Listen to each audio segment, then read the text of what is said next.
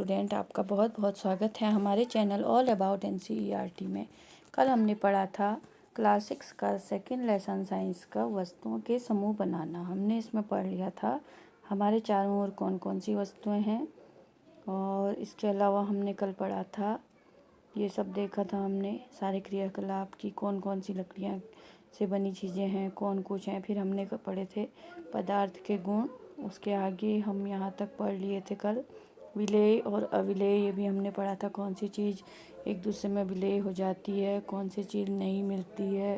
ठीक है, चलिए इसको हम बढ़ते हैं आगे, और हम पहुँचे थे यहाँ तक। ठीक है, वस्तुएं जल में तैर अथवा डूब सकती हैं। ठीक है, अब हमें यहाँ से पढ़ना शुरू करना है। चलिए, आप लोगों ने जिसने मेरे साथ पढ़ा है अब इससे आगे देखिए, और जिसने नहीं पढ़ा है वो पहले पार्ट 1 ज़रूर देखिएगा। ठीक है, क्रियाकलाप 4 करते समय आपने यह ध्यान दिया होगा कि जल में अविलेय ठोस जल से पृथक हो जाते हैं। अब जो अलग चीज़ें हैं जो कि जल में नहीं घुलती हैं वो चीज़ें अलग हो जाती हैं। और क्रियाकलाप 5 में भी आपने ऐसे ही देखा होगा, जो भी हमने द्रवी चीज़ जल में मिलाई थी जो तो उसमें घुल गई वो तो घुल गई, और जो नहीं घुली वो अलग से तैरने लग गई। ठीक है, चलिए इसके आगे बढ़ते हैं।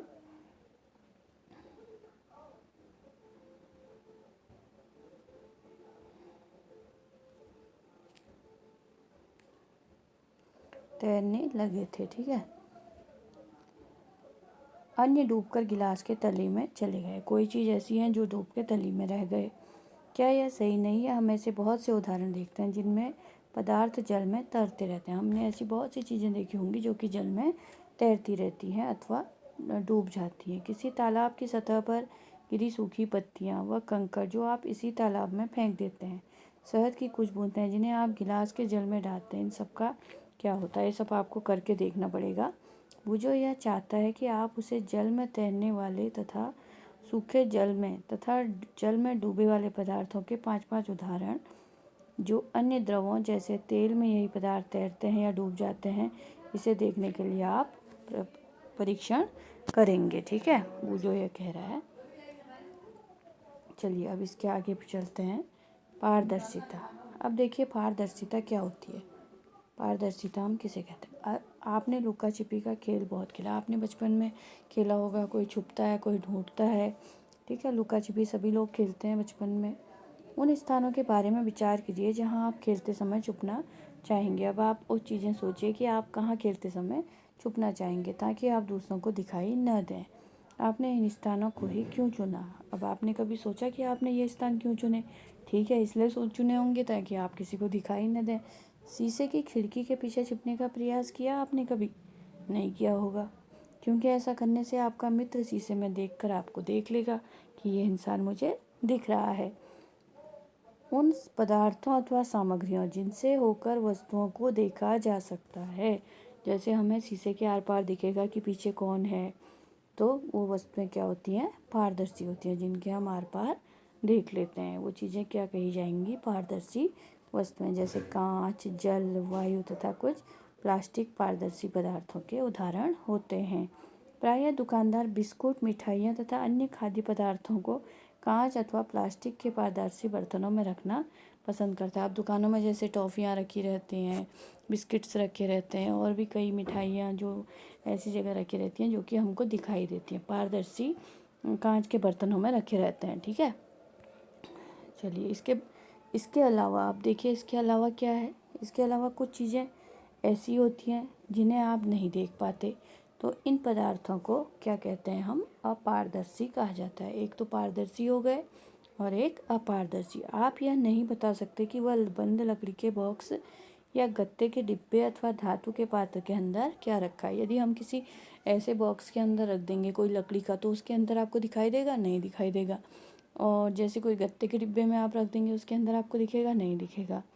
तो वो क्या है? अपारदर्शी वस्तुएं हैं। क्या आप यह समझते हैं कि हम बिना किसी भ्रांति के इन सभी पदार्थों और वस्तुओं को पारदर्शी अथवा अपारदर्शी समूह में रख सकते हैं? ठीक है, क्या हम बिना किसी भ्रांति के इन सभी पदार्थों को पारदर्शी या अपारदर्शी समूह में व्यवस्थित कर? अब आपसे कह रहे हैं कि क्या आप सभी वस्तुओं को पारदर्शी या अपारदर्शी समूहों में व्यवस्थित कर पाएंगे? ठीक है। अब इसके बाद आपको एक प्रैक्टिकल दिया गया है, इसमें क्रियाकलाप जो करना है, कागज़ की एक शीट लेनी है आपको सबसे पहले, ठीक है। इससे होकर किसी प्रदीप्त बल्ब को देखिए। अब इससे आप एक जले हुए बल्ब को देखिए, आपने प्रेक्षण नोट कीजिए। अब कागज़ की शीट के बीच में 2-3 बूंद खाने का तेल या मक्खन डालकर इसे फैला दीजिए। कागज़ के उस भाग से जहाँ तेल फैला है प्रदीप्त बल्ब को दोबारा ध्यान से देखिए। आप कह रहे हैं कि वो कागज़ की शीट लीजिए और उसमें कोई 2-3 बूंदें तेल या मक्खन घी फैला दीजिए और उसमें अब उस स्थान से बल्ब को फिर से देखिए। क्या आप ये देखते हैं कि हमें बल्ब पहले की अपेक्षा ज़्यादा स्पष्ट दिखाई देता है? जी हाँ, बिल्कुल दिखाई देगा। परंतु क्या आप इस चिकने कागज़ से होकर प्रत्येक वस्तु को पूर्णतः स्पष्ट देख सकते हैं? अब ये तो दिखेगा आपको, बल्ब थोड़ा सा तेज़ दिखेगा लेकिन पूरी तरह स्पष्ट नहीं दिख पाएगा, ठीक है। ऐसे पदार्थों को जिनसे होकर वस्तुओं को देख तो सकते हैं लेकिन स्पष्ट रूप से नहीं दिखे, उन्हें पारभासी कहते हैं। अब आप समझ गए, एक तो पारदर्शी वस्तुएं जिनके कि आर पार हमें सब साफ दिख सकता है, दूसरी अपारदर्शी वस्तुएं कि जिनके आर पार हमें पता नहीं लगता कि उस तरफ क्या है या उसके अंदर क्या है, और तीसरी है ये पारभासी वस्तुएं जिन्हें कि पारभासी वस्तुएं कहा जाता है, और जिसमें देख तो सकते हैं कि अंदर से हमें ये दिख रहा है लेकिन हमें स्पष्ट रूप से नहीं दिखाई देता है, ठीक है। क्या आप पारभासी पदार्थों के कुछ उदाहरणों पर सोच विचार कर सकते हैं?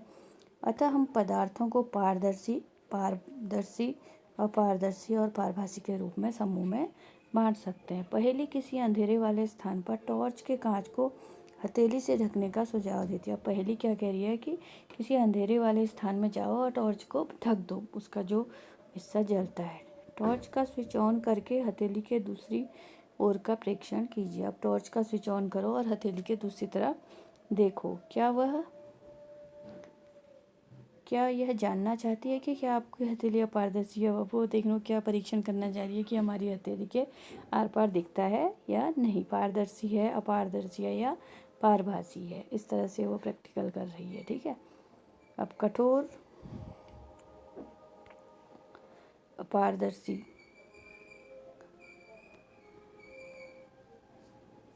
अच्छा ये सब प्रमुख शब्द हैं। कठोर, अविलेय, द्युतिमय मतलब चमकीला, पदार्थ, धातु, अपारदर्शी, रुक्ष मतलब खुरदरा, विलेय, पारभासी और पारदर्शी, ये प्रमुख साइंस के वर्ड हैं जो आपके समझ में अब आ गए होंगे कि किसका क्या अर्थ होता है, ठीक है। अब देखिए हमने यहाँ क्या सीखा। हमने यह सीख लिया कि पदार्थों की अपनी भिन्न दिखावट होती है तथा इनके जल अथवा अन्य द्रवों से मिश्रित होने पर भिन्न भिन्न हैं, वह जल में तैर व डूब सकते हैं, ठीक है, हमने यह पढ़ा। और पारदर्शी, अपारदर्शी, पारभासी भी हो सकते हैं। पदार्थों का समूह उनके गुणों में समानताओं अथवा विभिन्नताओं के आधार पर किया जा सकता है, ठीक है। हमें पदार्थों को समूह में रखने की आवश्यकता क्यों पड़ती है?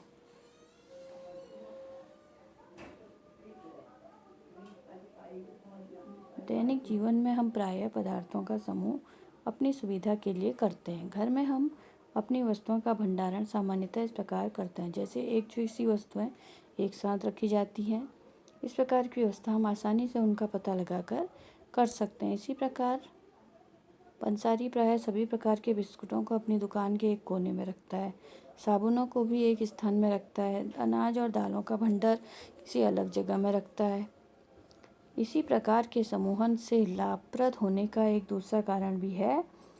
पदार्थों को इस प्रकार समूहों में बांटकर उनके गुणों का अध्ययन करके इन गुणों में किसी भी पैटर्नों का अवलोकन करना सुविधाजनक बन जाता है। इसके विषय में और अधिक अध्ययन हम बाकी आगे की कक्षाओं में करेंगे। तो चलिए अब देखिए आपने इस पार्ट में क्या क्या पढ़ा, क्या क्या आपके समझ में आया, ठीक है। हमारे चारों ओर की वस्तुएं अनेक प्रकार के पदार्थों से बनी है। सबसे पहले तो हमने ये देखा कि हमारे चारों ओर कितनी वस्तुएं जो भी होती हैं वो अलग अलग पदार्थों से बनी हुई होती हैं। किसी दिए गए पदार्थ का उपयोग बहुत सी वस्तुओं के निर्माण में किया जा सकता है और किसी वस्तु का केवल एक ही पदार्थ से बनाना संभव हो सकता है अथवा उसके विभिन्न प्रकार के पदार्थों से भी बनाया जा सकता है, ठीक है। विभिन्न प्रकार के पदार्थों के गुण भिन्न भिन्न होते हैं और विभिन्न प्रकार के पदार्थों के गुण भिन्न भिन्न होते हैं। कुछ पदार्थ दिखावट में चमकदार होते हैं जबकि अन्य नहीं होते। कुछ खुरदुरे होते हैं और कुछ अन्य चिकने होते हैं। इसी प्रकार कुछ पदार्थ स्पर्श करने में हमें बहुत कठोर लगते हैं। कुछ पदार्थ तो बहुत चिकने होते हैं और कुछ हमें बहुत कठोर लगते हैं, तो कुछ अन्य बहुत कोमल लगते हैं। और कुछ पदार्थ ऐसे भी होते हैं जो हमें कि बहुत कोमल लगते हैं। इस प्रकार के पदार्थों का हमने इसमें अध्ययन किया। और कुछ पदार्थ ऐसे होते हैं, अब देखो हमने उसके अलावा क्या पढ़ा, विलेय और अविलेय हमने पढ़ा। कुछ पदार्थ जो है जल में विलेय हो जाते हैं और कुछ अविलेय रहते हैं, ठीक है। और कुछ पदार्थ क्या होते हैं, पारदर्शी होते हैं, जैसे कांच पारदर्शी, लकड़ी तथा धातुएं अपारदर्शी।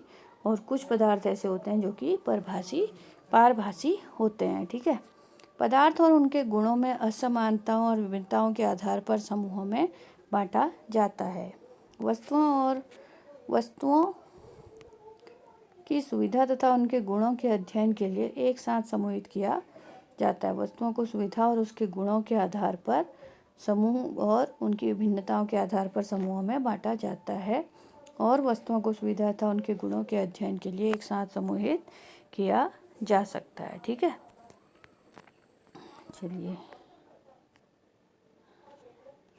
चलिए अब हम इसके प्रश्नोत्तर कर लेते हैं।